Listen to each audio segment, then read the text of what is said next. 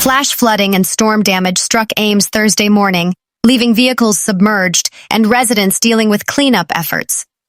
Rob Baker shared a photo showing floodwaters high enough to cover the front license plate and back bumper of vehicles. Ames also faced tree damage, with cleanup underway on Wheeler Street and Hoover Avenue. One homeowner described the moment a branch came through his roof. "I looked out, and it was kind of eerie looking. No sirens came. Sky was looking green. Couple minutes later, heard the big bang and it came down," said Peyton Jansen. Jansen added that his dogs were shaken up, but everyone is okay. He is now focused on making repairs before leaving for his honeymoon this weekend. Meanwhile, Lee Brooke farms near Clarinda in Page County and tells Brownfield that torrential rain, hail, and strong winds swept through the county.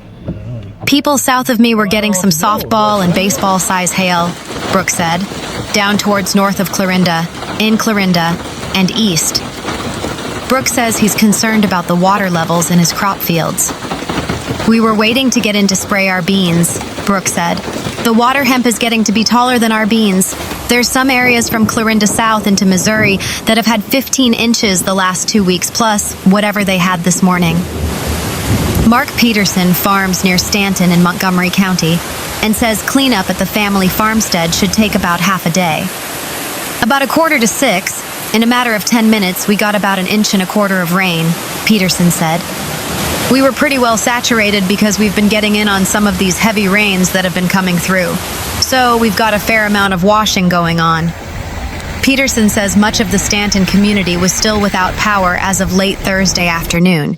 He also reported significant flash flooding in several other southwest Iowa communities. Widespread wind damage is reported in southwest Iowa's Montgomery County after this morning's severe storms. Montgomery County Emergency Management Director Brian Hammond says the worst damage appears to be concentrated in the southeast corner of the county. Areas around Villisca and Nottoway, especially from damage that we've been able to see and respond to so far. But it's still early on in the morning, and we're doing damage assessments and responding to calls as they come in, Hammond says. "The one thing we would ask is that people stay away from the area and don't travel if you don't have to, because we don't want people hindering cleanup efforts or responders getting out to calls."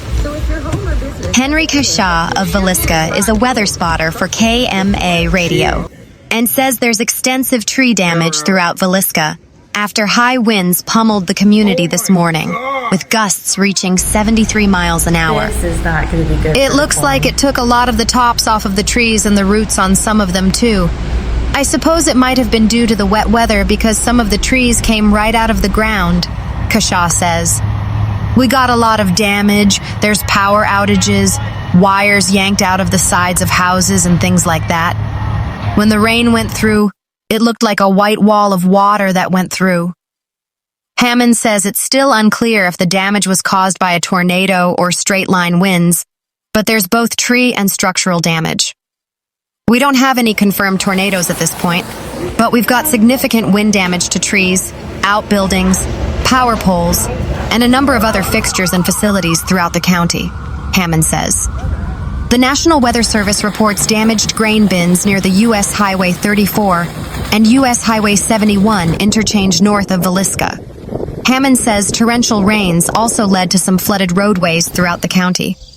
"A lot of lowland flash flooding occurred early on because of the torrential rainfall," Hammond says. "But I think a lot of those concerns are slowly fixing themselves as we get through the morning here." For anybody who still encounters any flooded roadways, Hammond reminds motorists to turn around, don't drown, and seek an alternate route. At least one person has died due to Thursday morning's storms, while many are still without power from Wednesday's storms. In Des Moines, a 54-year-old man was struck by a falling tree just before 8 a.m. Thursday and died at the scene. MidAmerican Energy said Thursday afternoon it has restored power to more than 17,000 customers from Wednesday's storms. About 65 customers are still without power as of noon Thursday and are expected to be fully restored by 6 p.m. Thursday. MidAmerican Energy says more than 300 line workers and 150 tree crew are out restoring service Thursday afternoon. Outages were mainly caused by downed trees, broken poles, and damaged power lines. In Waterloo and Charles City, MidAmerican Energy was working Thursday afternoon to restore power to around 2,600 customers. It says all customers should be restored by noon Friday. According to poweroutage.us, around 10 a.m., there were 1,743 people out of power in Blackhawk County, 1,075 in Keokuk County, 647 in Grundy County, 485, and in Butler County.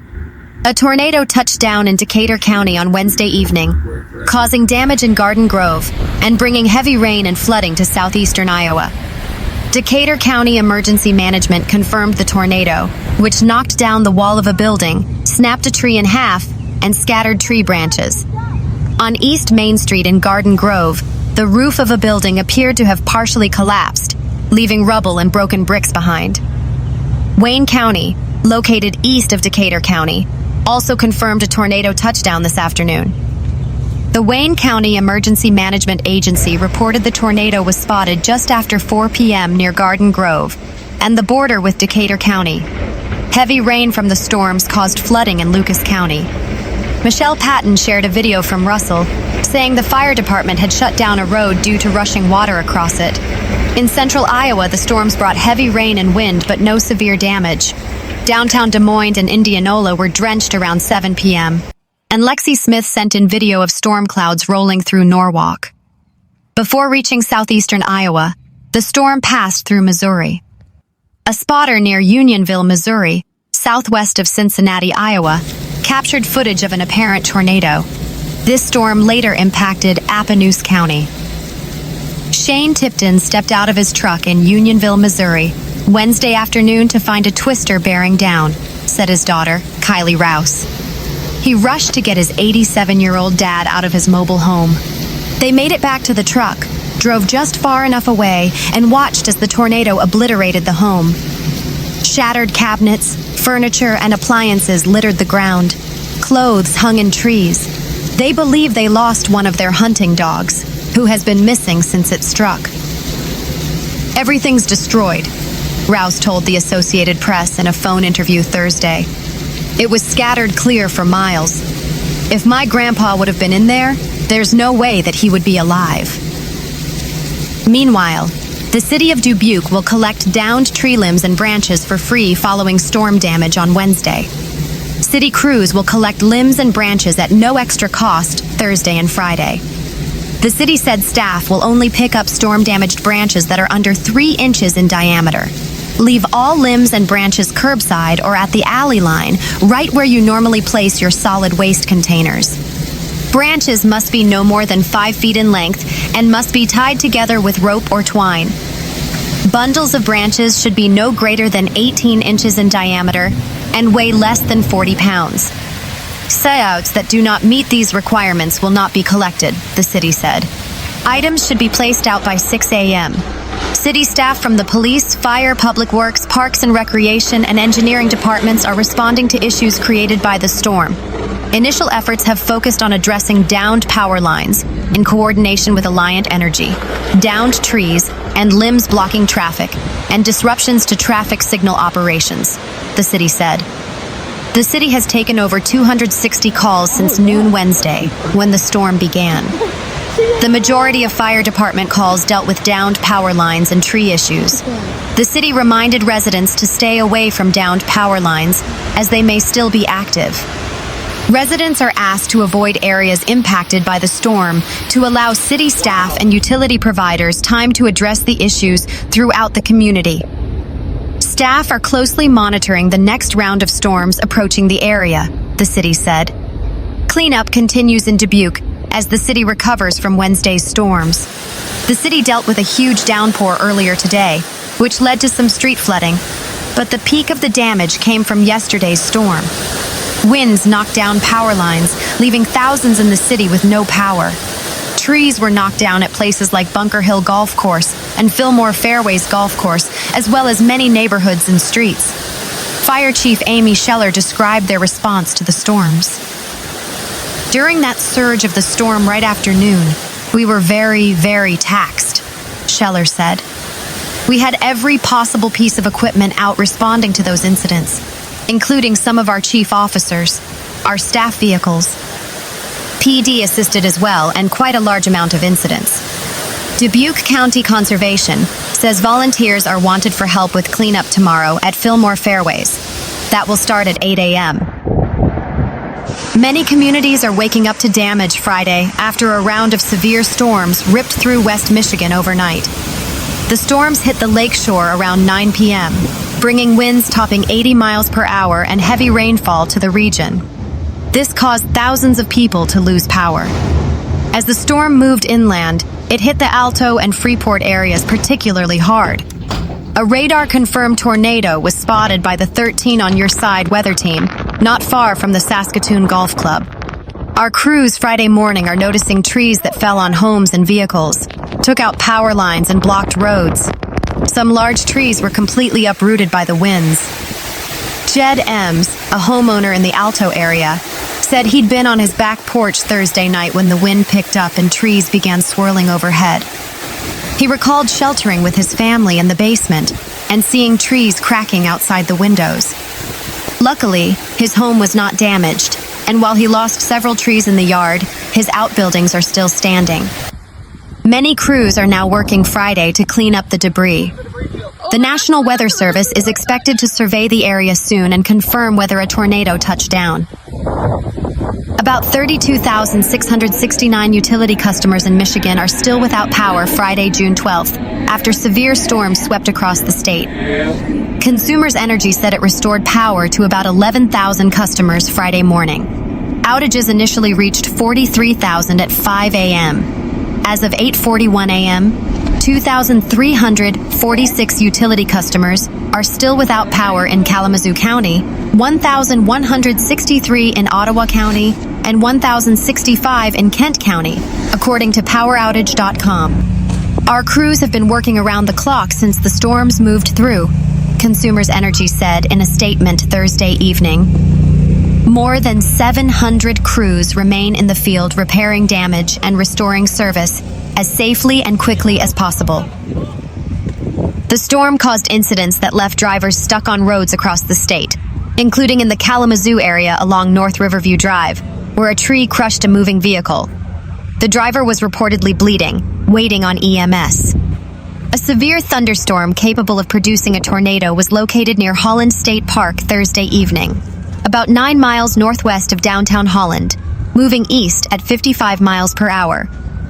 By 11 p.m. Thursday, another report came in from St. Joseph County of a truck being blown off the road along US 12. No injuries were reported. A tornado was seen near Freeport, heading toward Lake Odessa nearly 2 hours prior. Of the counties served by Consumers Energy, Barry County currently has the most outages, with 6,086 customers without power. St. Joseph County has the largest share of customers without power, at 33.06%, according to PowerOutage.com. Total outages had topped 100,000 homes and businesses as the storms reached the midway point across the state Thursday night. Wind gusts higher than 60 miles per hour were reported as a squall line came ashore from Lake Michigan into the West Michigan region. Downed trees and power lines were reported in several communities.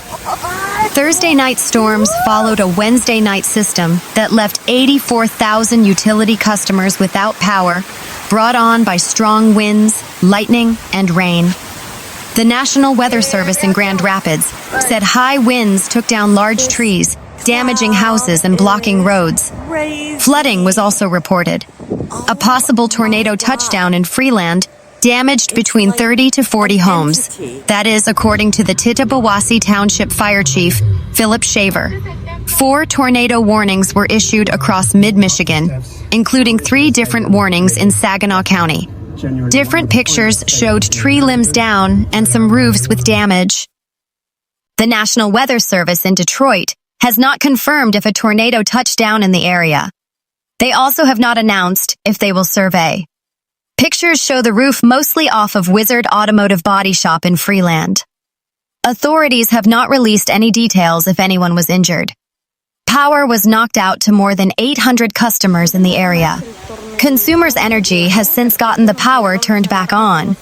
In Eaton County, what is believed to be a microburst swept through Grand Ledge and Oneida Township, collapsing a storage garage at Oneida Township Hall and uprooting trees across the area. Oneida Township Supervisor Rick Jones tells News 10 Lansing a storage building collapsed near the Oneida Township Hall after a blast of high winds moved through the area. The storage shed at the Township Hall collapsed just feet away from the main building, where 4 people were working at the time. It easily could have come down on 4 people, and we might not be here today, Jones said. The collapsed building was made of wood and brick. Portions of a garage door were strewn about, with debris scattered dozens of feet away and caught in nearby shrubbery. A tree was completely ripped out of the ground with its roots exposed. Jones said a man 2 houses down saw swirling in the sky while in his backyard. The man ran into his house as the weather broke many of his pine trees. The microburst then moved to the Township Hall property and destroyed the storage building. It was very close to the Township Hall, where 4 people are working, so we're feeling pretty good that it only got the storage building, Jones said. Jody Marines, a Grand Ledge resident, rushed home from work when she heard the news from her family. He heard that something really shattered.